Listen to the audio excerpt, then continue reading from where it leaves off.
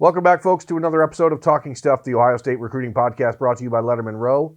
I am Jeremy Birmingham. That is Spencer Holbrook with me again, as per the usual. It is Thursday. That's 2 days before Ohio State heads off to the Big Ten championship game and attempts to win a third straight Big Ten title. It's the third straight year that Ohio State will, in the pivotal contact week of the recruiting cycle, lose the ability to go do any recruiting. So there's this weird trade-off, right? Like, you're the best team in your league and everyone else gets another week of recruiting. So do you think that sucks, basically? Do you think that, like, should the NCAA be coming out and saying, hey, Ohio State, Oklahoma, Oregon, whatever, blah, blah, blah, here's an extra week for you? Like, should they have that given back to them? Maybe tack a week on, like, during the dead period. Hey, 5 days. Because, just tack on 3 days, 5 days, something like that to give them a little bit of reassurance, like, hey, we're not trying to screw you over because you're good. But at the end of the day, Berm, other than Carr, the best recruiting tool is winning. Yeah, no doubt. And when you stomp Penn State, I mean, let's face it, that game was a beating, although the score didn't indicate it. And when you just completely destroy and dismantle Michigan, again, limb by limb, every year, I mean, you're not going to argue with that. When they beat Wisconsin by 31 the first time, I can't see that being much closer the second time with, ideal weather being indoors. So, is it bad? Maybe, but on Saturday night, when Jim Harbaugh is sitting in somebody's living room, they're going to have the Big Ten title game on, and Jim Harbaugh won't be coaching it, and Ryan Day will. So, I just think it's one of those things where, like, it really doesn't matter that much. Okay, so this is why it does matter, right? This is a 2-week window. It's a 14-day period. It's called the contact period, where coaches of college teams can go on the road. All right, this is not a time when you can actually go out and do, like, evaluations and stuff of juniors, but you can go out and talk to them. You can meet them in their schools. This is when in-home visits for recruits who are committed generally happen. This is when in-home visits will happen for players like Xavier Carlton or Tyler Barron or potentially Bijan Robinson. That's this week, right? And next week. And then next Sunday, which would be December the 15th, right? Ends this contact period. So you have 1 week for Ohio State. And in that week that they will be able to recruit. So let's eliminate this week that they've wasted by not being able to recruit this week. But next week, Jeff Hafley will be down in Arkansas for at least a night because he's going to be down there at the Broyles Award presentation. Ryan Day will be in South Carolina speaking at the Nagurski Award presentation, which obviously Chase Young is likely to win. Then on Friday, Ryan Day will have to go to New York with Chase Young and probably Justin Fields, right? For the Heisman. So now that 1 week you have turns into 3 days. Turns into 3 or 4 days. And it is a challenge because Ohio State has 25 commitments in the class of 2020 that they want to get out and see one more time before the signing period, which begins on December 18th. They also want to make sure that the priority juniors that they're recruiting know that they're the priority by stopping in and saying hello. They also have to coach a football team preparing for a college football playoff run and hopefully a national championship. Like, that's a lot of stuff on the plate for a guy who then also has to worry about something else we'll talk about a little bit later, potential coaching changes. So, like, doesn't the NCAA owe them a week? That's all I'm saying. Like, I get it. I get what you're saying. And, like, it would be nice for these guys, for the coaches to be able to sit in Tunmiche Adelaide's house and say, hey, come to Ohio State. Well, they can't go to his house. He's a junior. No, but he's a layman. He's learning the rules, folks. He doesn't understand the minutia. I just pulled a defensive end name out because what I'm going to say is, instead of going to a defensive end's house and sitting in Tyler Barron's living room and saying, creative edit. Hey, Tyler, come to Ohio State. Larry Johnson could call him on the phone and say, hey, Tyler, sorry I couldn't come see you. Yeah. I was down in South Carolina watching Chase Young win the Nagurski Award. I've done this for a few years now, and I've had 5 defensive ends of the year in the last 6 years. No, that matters, obviously. I mean, I'm not sure if you know this. We're about to play in the college football playoff, so I've been preparing for that too. We're going to win a national championship this year, so I can't really come see you. Is that okay until I come see you later? Right, that's great. But my point is, doesn't the NCAA owe them a week? No. Okay, well, they do. They should. But here's the thing that this is why it's annoying for Ohio State, right? Because not only do they lose this week, but they lost because of weird NCAA rules. They lost 2 weeks with a lot of these 2021 guys They can't go visit them in their houses. when September started. So But they can't go visit them, right? they can't go visit them. They can go to their schools and visit them. Oh, they can't go to their house. They can't go to their house. They can't go do they can't do an in-home visit with a player who's not a senior. But again, new guy over here, he's learning the ropes. What if they live at the school? They can't live at a school, Spencer. That's not the way that the world works. No, but what I'm saying is the best recruiting tool is winning, and it's pretty apparent when you look at the 2020 recruiting class rankings on 24/7. Who's at the top? Clemson. Who's going to lose 2 weeks? Clemson. Who's at the top? Ohio State. Who's going to lose it? Ohio State. LSU is in the top 5. They're going to lose it. Georgia. Can't in the argue top those 5. points. Can't argue those points. Spencer wins this round. Well done. The NCAA should still give him the week back. I disagree. Anyway, let's talk about the other thing I just mentioned, the potential for coaching changes. Now, this is crazy season. It's silly season, right? Every day, a new head coaching job opens up. And for some reason, every single year, it seems like Ohio State assistants are linked to these jobs that are opening up. 2 things to note. Ohio State obviously is a top-tier program and produces not only NFL players, but great coaches, right? That's expected. Yes. If you're not winning games, your coaches aren't desired. Yes. So that's a good thing. Mm-hmm. Ohio State pays their assistant coaches as well as pretty much anybody in the country, Other than Clemson. with the notable exception of like Clemson or LSU, who are paying silly money to Dave Aranda and Brent Venables and Joe Brady and those other guys, right? Joe Brady's about to get paid. He's about to get super paid. But Ohio State, if they want to hold on to guys like Jeff Hafley, Brian Hartline, long-term, and Jeff Hafley, when he signed his deal with Ohio State, it was a 2-year deal, right? So $900,000 a year, 2-year contract. Brian Hartline's on a 2-year contract. The longest contract of any Ohio State assistant is 2 years right now. So there's talk about Hafley potentially being the guy for Boston College. Al Washington's name has been brought up for Boston College. Tony Alford has been brought up as the primary guy for Colorado State. We've heard rumors of Kevin Wilson wanting to be a head coach again down the road. Who knows if there's any sort of opening for that. But that is why this next 2-week period is so important for Ohio State, because without having the ability to really go into these kids' homes as Ryan Day and sit down and say, hey, these are the rumors, this is what we're dealing with, this is what could happen. What you do allow is for coaches of other teams to go into Lathan Ransom's living room and say, hey, Lathan, by the way, did you know Jeff Hafley is taking another job? Even though there doesn't necessarily have to be any truth to it, right? Like, that's where things get a little tricky. Like the annual Larry Johnson is retiring. Right. And that's a little tricky. And if for kids who have, there's this concept of recruit yourself or commit to a school, right? Commit to a program, not to a coach, which sounds great on the surface, but then you spend a whole year talking only to one coach. Yeah, and there's also the exception because, like, Ohio State had Kerry Coombs, who was a great recruiter. Right. And then they went to Taver Johnson, who had some struggles with his secondary. And now they have Jeff Hafley That's again. one way to put it. So now they have Jeff Hafley again. So if you went from Kerry Coombs to Jeff Hafley, you could say, okay, there's proof in the pudding that they they constantly have an elite secondary coach.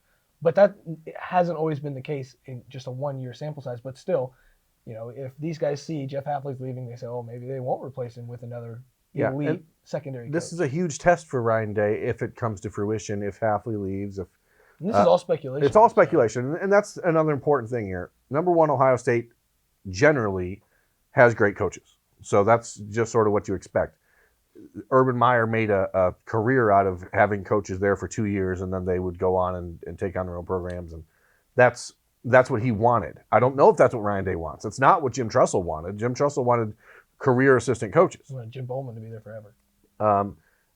So, it's also worth noting that Ryan Day, after his first year as a coordinator at Ohio State, interviewed for a head coaching job at Mississippi State and was talked about. An SEC school that no one ever found out. An SEC school. He was also rumored to be in contact with the Tennessee Titans about going back to the NFL.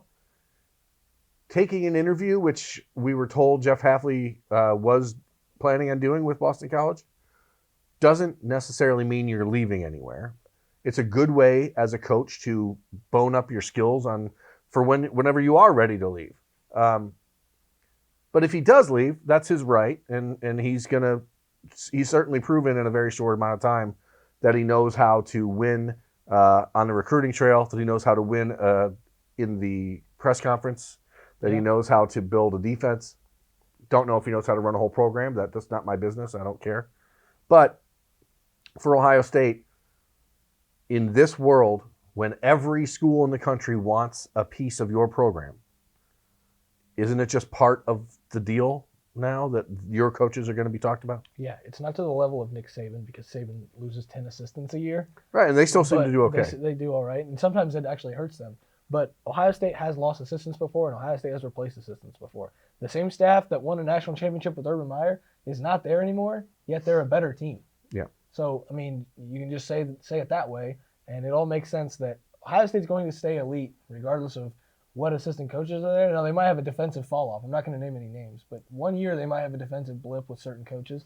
But other than that, you're going to have very good staff and very good players because you are Ohio State. Yeah. And a lot of guys do commit to the program.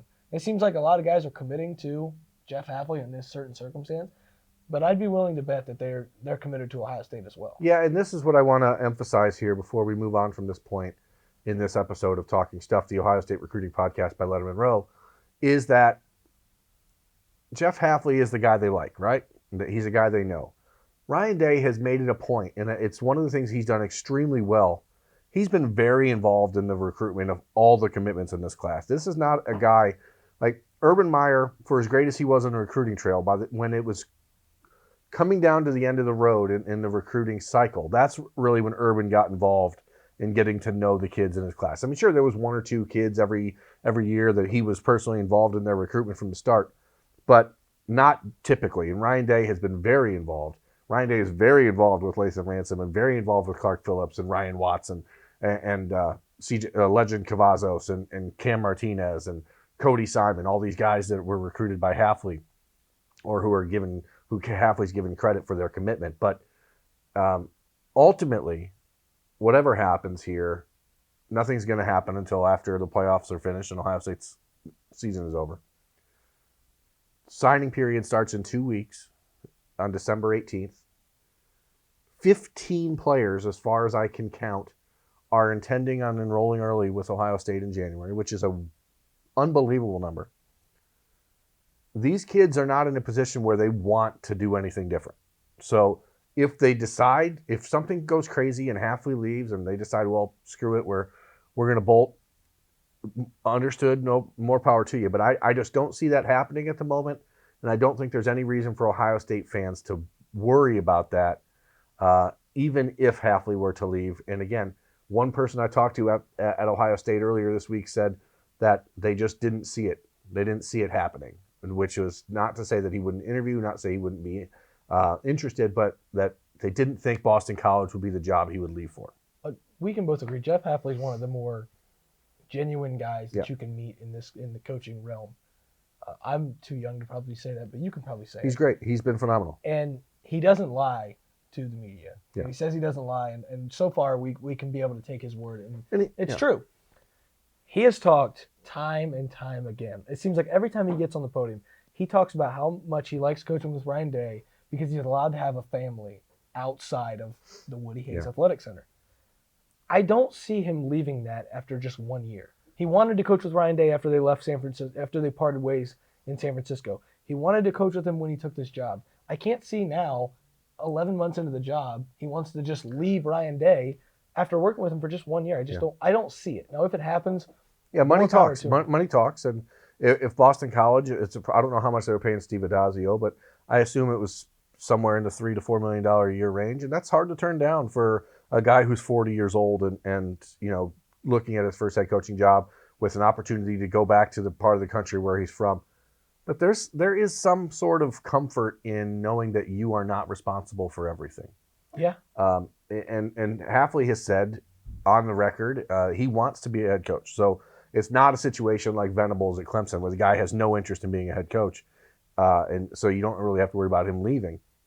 But this is a situation where Ohio State doesn't lose successful coaches to lateral moves, right? Like if one of these guys is going to go somewhere else, it's because they have an opportunity to advance their career, and that's what they've earned.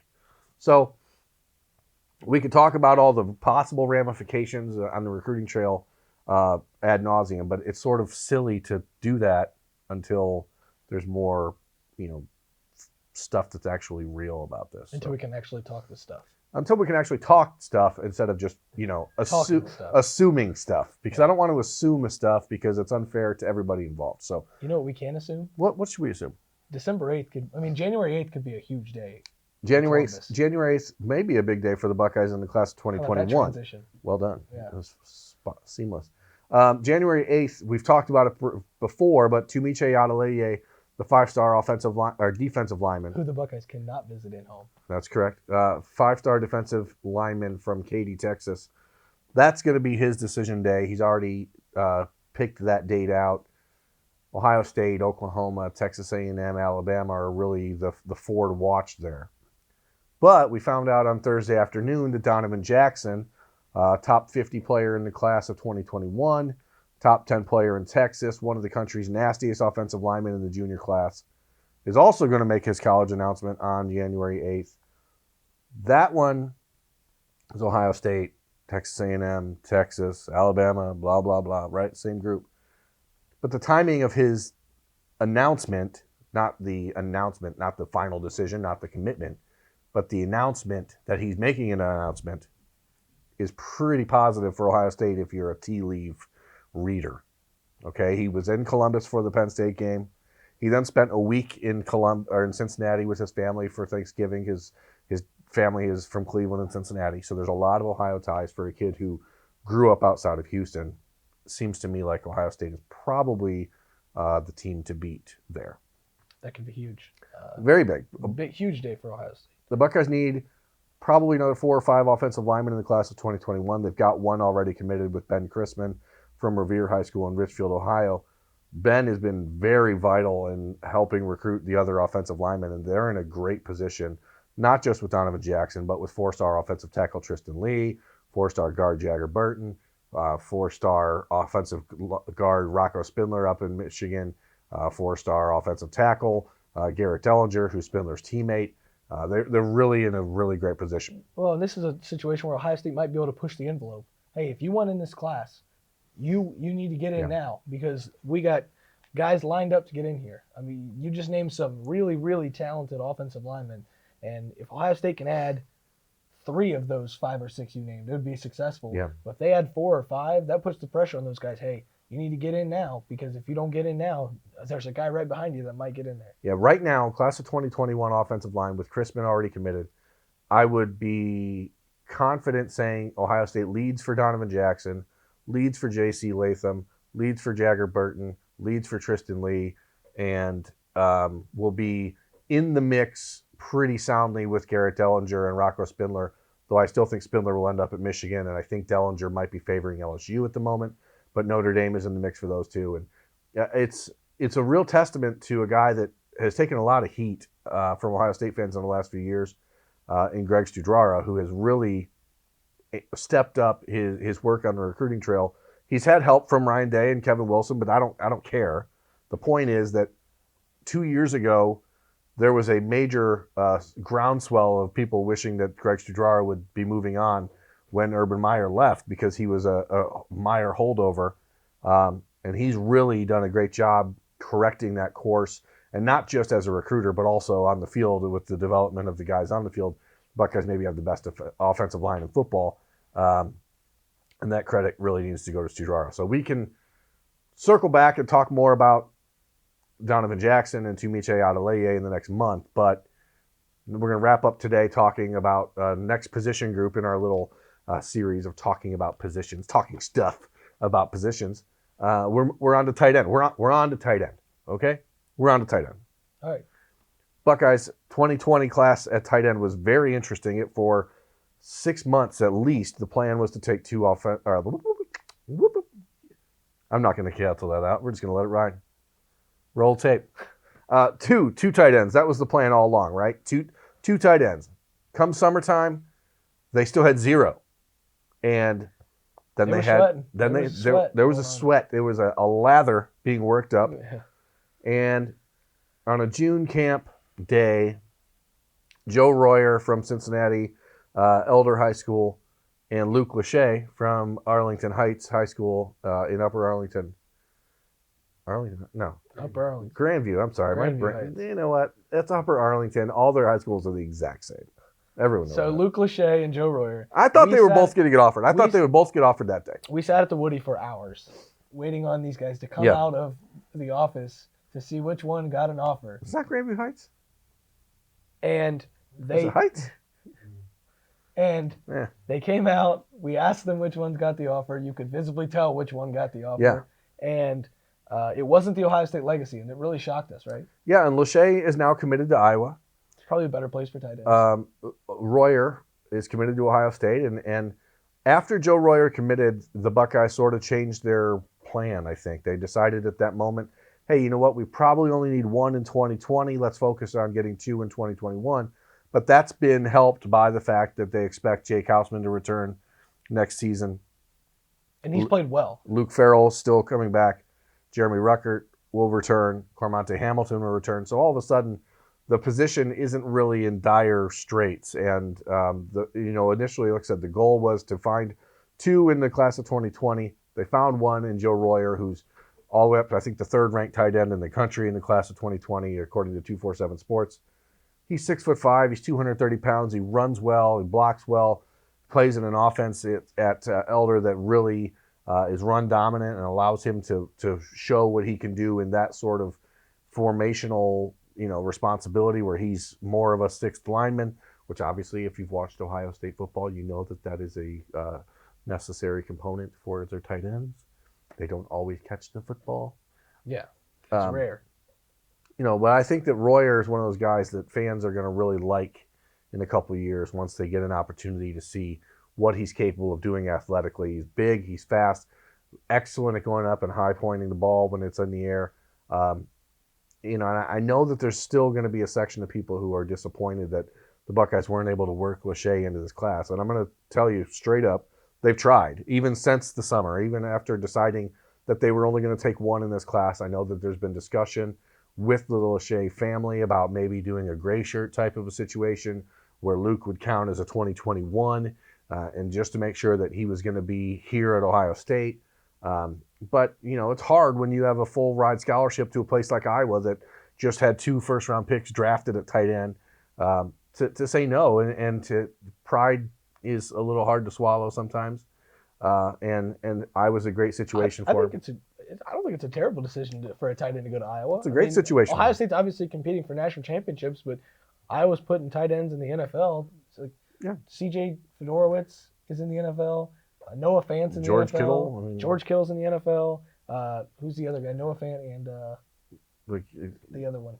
Hawkinson. T.J. Hawkinson. I just named 4 Iowa tight ends in the NFL. Yeah, it's obviously become a program that's excellent at developing it. They always have used it very well. It's a great fit for Luke Lachey. It is disappointing for Buckeye fans who always want the Ohio State legacies to follow their father's footsteps. And as I said, the Buckeyes tried to make that happen. It just isn't going to. So you'll stick with 1 tight end who will sign with the Buckeyes. You get 1 tight end, you like it. On December 18th, and then they'll focus on 2 for 2021.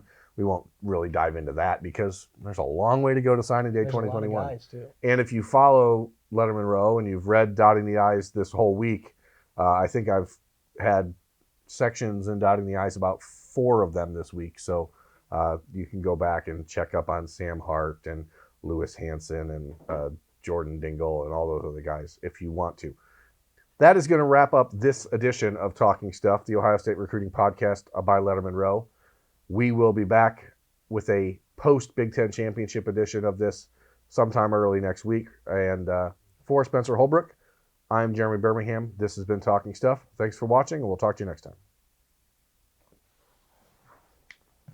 Whenever you say Jordan Dingle, I want to say Dingleberry. Thanks for watching. Subscribe below to get the latest videos from Lettermen Row. We got Letterman Live, we've got the practice report, we got rapid reaction. Hey, and you know we got Buckeye IQ with Zach Bourne. For sure. We got recruiting breakdowns with Berm. We got whatever you need. Ohio State football and Ohio State athletics, we've got you covered here at Lettermen Row.